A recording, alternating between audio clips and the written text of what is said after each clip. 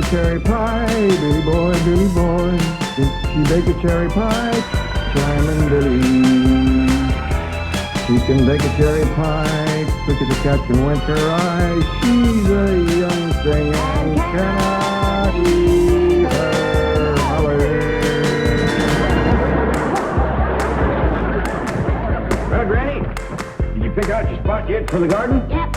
I kind of favor a patch right close here to the house. I'll plow you up something there directly. Yeah, just enough for some onions and taters and some rudibakers. And a few rows of corn. Paul? Good morning, Granny. Paul, can I help you with the plowing and the spade? Well, Ellie, I'd rather you put on one of them pretty dresses that Miss Hathaway got you. But, Paul, I can plow better than these folks. Wow. You know, Ellie, I'd like you to wear one of them dresses kind of regular. Wouldn't you, Granny? You're mighty fetching in a dress, Ellie. Prettier than a tub of fresh churned butter. Paul, if I go to wearing them dresses, Jethro will make fun of me. I reckon he hadn't better. Now, you run along and put on some with skirts. All right, but he hadn't better make fun. He won't. You know, speaking of Jethro, I think he's got himself a sweetheart. The banker's secretary? That's right. They was out together last night. What'd they do? Well, I don't rightly know for sure, but it was something to do with bowls.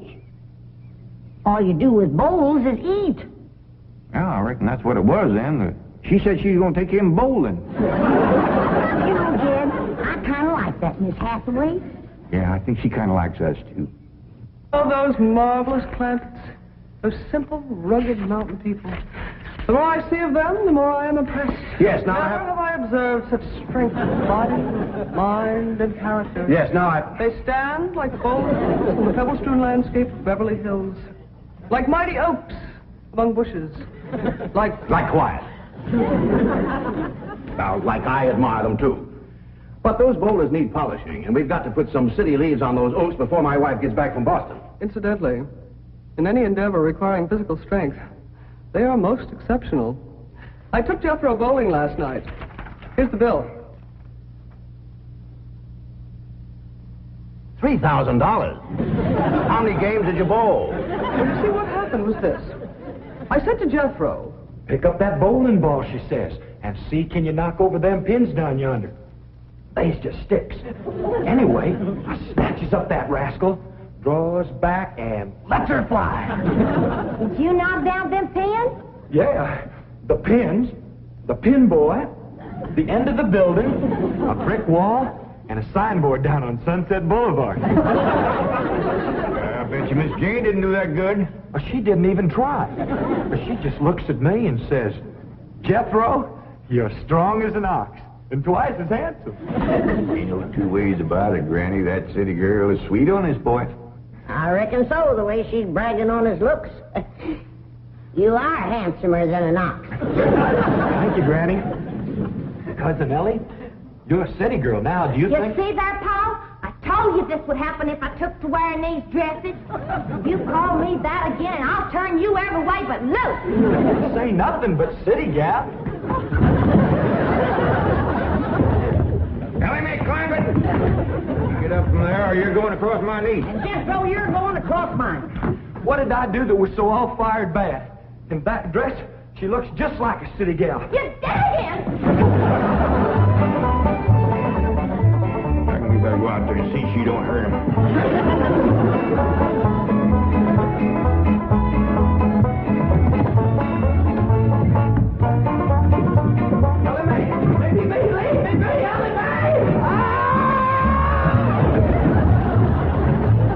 Jethro, now that we living in a city, you've got to learn to use the steps. I'll be happy to know that I'm making splendid progress with Ellie Mae. She's turning into quite a lady. Fine. But it's Jed, Granny, and Jethro we've got to work on. Clothes, manners, the works. What have you done about servants? That's the problem, Chief. They're basically opposed to the whole idea of able-bodied people letting others do their work for them. Well, that's a refreshing attitude. But we've got to get a skeleton staff in there somehow. A combination butler and valet with Jed and Jethro, who help them assemble a wardrobe, teach them how to... Ravenswood. Your butler? Oh, he's never been my butler. Came with my wife like an overweight dowry. Been in her family for years. And with Margaret in Boston, I can certainly spare him, plus her upstairs girl, Marie.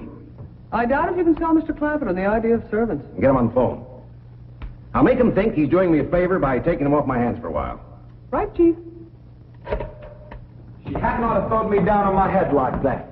What if I'd have been carrying a frog in my hat? Ain't supposed to be wearing your hat in the house. Well, Granny, where's a fella going to carry a frog? They jump out of your pocket. Hello? Oh, howdy there, Mr. Drysdale. Glad to have you back from Boston. Your missus come with you? Oh, that's too bad. I know her and Granny'd hit it off like two sows on a mud waller. Yes, I'm sure they would. No recipes? No, my wife doesn't do much cooking. No, I doubt if she ever made grits and hog jows. Well, how about mustard greens and possum belly? No fooling. Pone and squirrel shank? Boiled chicken hog. Well, say, she don't do much cooking, does she? No. Well, the reason I called Mr. Clampett is I have a butler. Well, he really belongs to my wife's family, but he's been with us ever since we were married. And I was wondering if you'd let him come and stay with you for a while. You mean board with us? Well, I guess you could call it that. Who's going to board with us? Just a minute. Some kin of Miss Drysdale named Butler. Oh, why, we'd be just... That's that no good fat rascal that wouldn't let Ellie and me in to help Miss Drysdale when she was sobering up. Hello? Granny was talking at me, but she's done now. Oh, no, she ain't. Just a minute. Granny, let me hear the man out, and then we can talk it over. Yes, sir, Mr. Drysdale, I'm a listener now. Well, in addition to Ravenswood, he's the butler, you can also have my wife's upstairs girl, Marie. Margaret may be away for some time, and I have absolutely no use for him. Well, I sure would like to oblige. Me and Granny will talk it over, and I'll call you. Oh, thank you. You'll be doing me a great favor. I was glad to help out when I can. Thank you again, Mr. Clampett, and goodbye.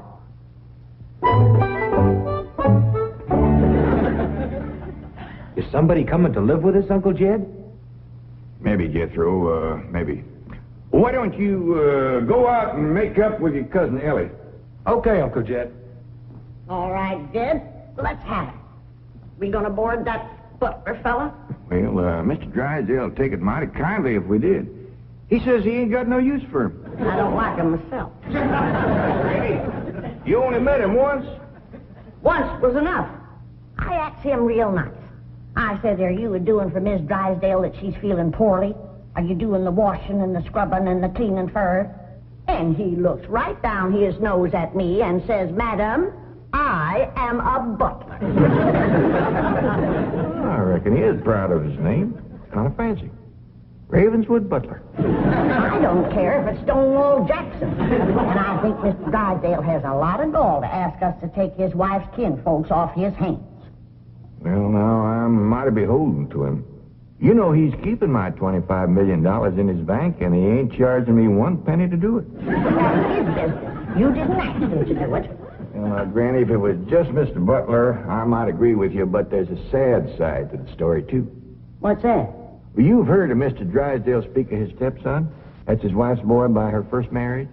The one they call Sonny? Yeah. Well, it seems she's got a girl, too. And there must be something wrong with her. What? Well, I don't know, but they keep her upstairs. No. Yeah. He spoke of her as my wife's upstairs girl. The poor thing. Her name's Marie, and he'd like us to take her and Mr. Butler. Doggone it, kid. We got enough to do to take care of this big place without... He didn't say what was ailing her, huh? Well, no, but if you ask me, they ain't eating right over there. No. You know what Mr. Drysdale told me? What? His wife ain't never cooked grits and hog jowl. Ah, go on. That's a fact. Nor mustard greens and possum belly. Nor pone and squirrel shank. Nor even boiled chicken hog. The land of mercy.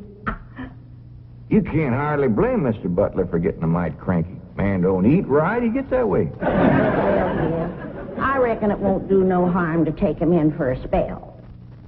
Granny, for such a little woman, you got an awful big heart. Well, I feel sorry for the poor girl. But the first time that fancy pants Mr. Butler looks down his nose at me, I'm gonna chuck him in the cement pond.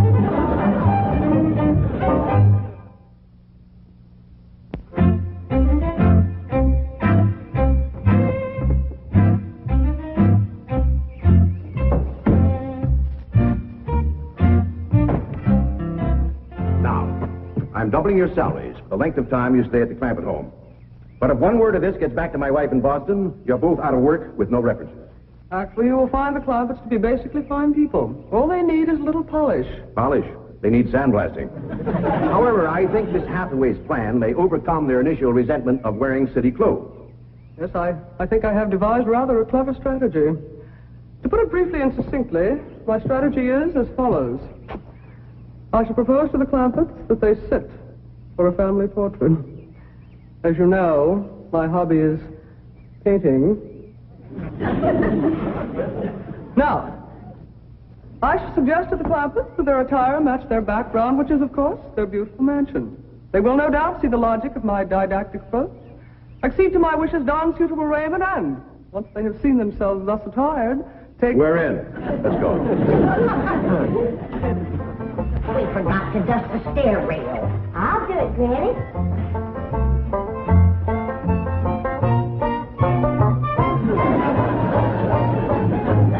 Besides, wearing boys' clothes does come in handy sometimes. Hi, Ginger Granny. I think we got her all spick and span for the company. They ain't a speck of dirt, no place. Can I go swimming now? Me too? As soon as we help Granny clean up the kitchen.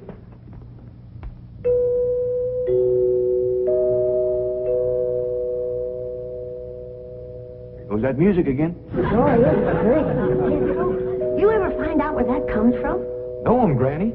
Every single time I commence to looking for it, somebody comes to the door. Nobody to the door now? There will be. You'll see.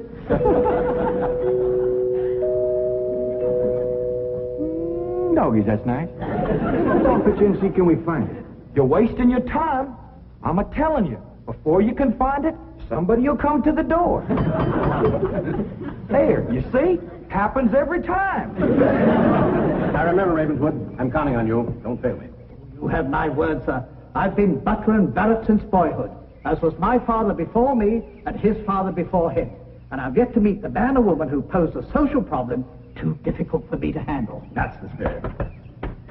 Howdy there. Remember me, Mr. Butler? No! Ravenswood, come back! You gave your word! Come back, you coward! Come back here! I'll cut off your fringe benefits! Ravenswood probably forgot something. He'll return shortly. Meanwhile, this is Marie. This is Drysdale's upstairs girl. Marie? J.D. Clampett? Howdy. Jethro Bodine? Ellie Mae Clampett? And Grandma Clampett. No, ma'am. I am a Moses. Pardon? Granny's related on the wife's side. They's the Moses family from Tennessee. Then your name is Granny Moses? Grandma Moses. That's right. There was a very famous Grandma Moses who painted primitives. I've whitewashed a few myself. I'll show Marie to her room. Listen, Marie, honey. Over here, you've got the run of the house. You don't have to hide upstairs. Ain't nothing wrong with that girl, but want some good cooking will cure her. She's half starved. Poor thing is so weak her knees keeps a buckling on her. She's kind of pretty, though, for a skinny girl. Just wait till she gets some Master Granny's grits and hog gel. That'll fill her out. Till I'll get some of cooking. Guess that butler fellow will be coming back directly. Oh, and Granny, can we have some of that salted down possum belly that Ma sent us? Well, I reckon it is kind of a company meal. Granny, open up a jar of them pickled crow gizzards. Now, Jed, we don't want to spoil these folks. They might get to thinking we eat like that every day. Baby, will you do something nice for me? I sure, Paul. Will you go get into that pretty dress again? Oh, Paul, Jethro will make fun of me. No, I won't, Ellie Mae. Cross my heart. Why, That's my darling. Thank you. And then you be real nice to Marie. She's had a bad life. I'll be nice to her. She's pretty. Let's all be nice. Far. I wanted to go swimming. Now I gotta go put on an old dress. Cousin Ellie, you look awful pretty in a dress. Honest you do. Do I look pretty in that there city girl? You look prettier than that there city girl. That did it. Come on and fight. Ellie, come on, Ellie. There's nothing to be afraid of, Ravenwood. The fact that they're big and strong doesn't mean they're violent. Elephants can be gentle. Now, Ravenswood, your appearances deceive you. Oh, really? Oh, I do admit on the surface they do seem a bit rough, even cruel. But I assure you, underneath, they are placid, kindly, and gentle. You'll see. You shouldn't have called me a city girl. Leave me alone, please, City girl.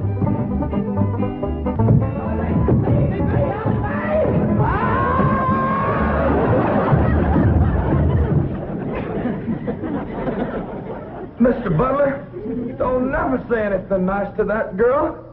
She'll kill you.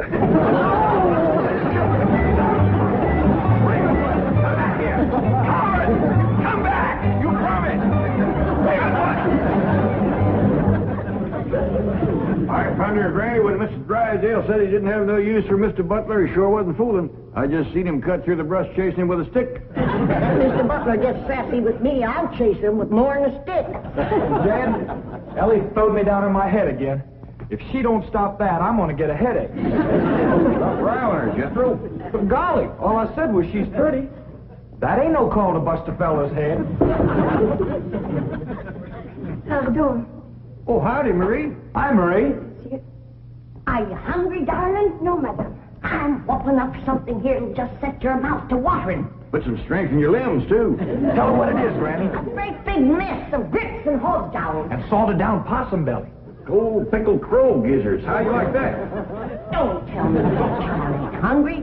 Why, she's ready to drop in her tracks. Set her at the table and I'll dish up a mess. No, please. I only came in to bring you a message from Miss Hathaway. She's preparing to paint a family portrait, and she wishes to know if you all will sit for her. May I tell her that you will sit for her? Well, yeah, I reckon we'll do that. Merci.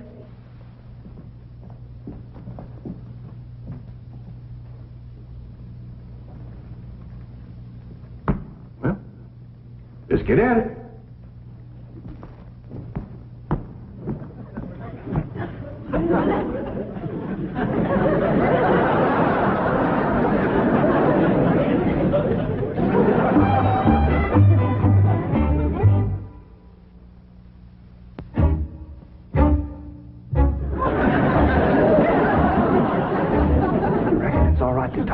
Sitting? Yeah, I reckon. I found out something about Marie. What? She's scared of Mr. Butler. How'd you know? I asked her to go swimming with me, and she says he wouldn't allow it. What business is it of his? That's what I said. And she says he's a butler, and I'm just an upstairs girl.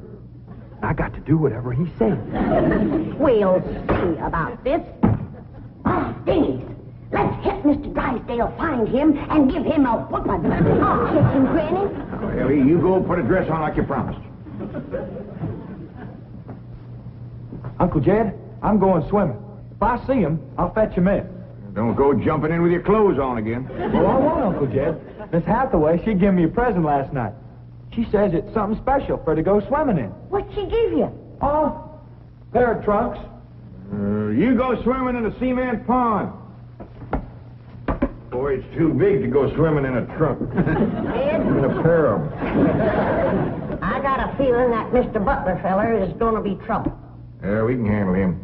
Well, I still say that I think Mr. Drysdale has a lot of nerve to ask us to board his wife's relations. Maybe he's just fed up. Man can get awful tired of having his wife's skin underfoot all the time.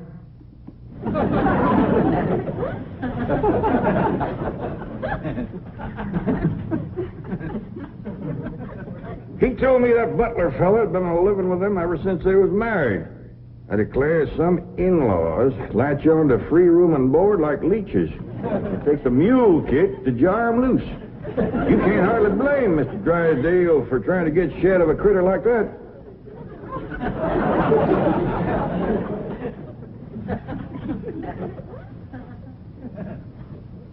Is that the way you feel? You bet it is. I'll see how fast I can get packed. I'll get out from underfoot just as quick as I can. No, Jeff. I know when I'm not wanted. It don't take no mule kick to get shed of me. Darnation, Granny, well, I wasn't talking about you. We couldn't get along without you. No, Jeff. I'm just a burdensome old woman. No good to nobody. Why don't you throw me down the well? Go ahead, pick me up, carry me out to the well, and throw me in. Stop talking like that. Uncle Dan! Uncle Dan! I caught him. Mr. Drysdale, he gave out, but I caught this fat little rascal. What are you doing? You going to whip me, Granny? No, Jethro. I'm going to get thrown down the well. Why don't you throw us both down the well together? But there's no good leeching both. Mr. Butler, I'm sorry Jethro got a mite rough with you. He don't mean no harm. He's just an overgrown boy. Now, we's all mighty pleasure to have you come and stay with us, and as long as you behave yourself, won't be no trouble. Oh, I'm Jed Clampets. Sir. This here's Granny. I reckon you and Jethro done met. Yeah. Sir. Oh, and this here's my daughter, Ellie Mae. Enchantée, mademoiselle. Vous êtes très belle, très charmant, très ravissant. Don't you dare use them kind of words to a lady. What do you say, Granny? I ain't sure, but it sounded dirty. But your daughter was pretty and charming. Oh, you're so different from all the others. You're like a beautiful city girl. He had not have said that. Oh, Mary, Oui, Miss Jane. didn't you say the Clampets had agreed to sit for their portrait? Oui, they said they would do it. What is it? I believe it to be self-preservation, madam.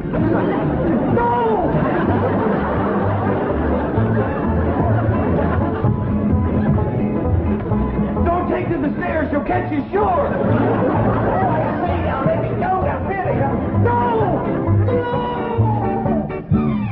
Sounds like Ellie got him. Afraid so. Somebody please tell me what is transpiring. Dead. Ellie throwed him all right, but I caught him before he hit the floor. Oh, here you are. Well, now, everything seems to be fine.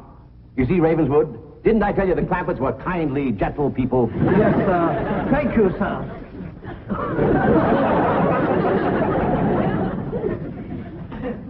We're going to have to feed up both of them, Granny. His knees is buckling, too.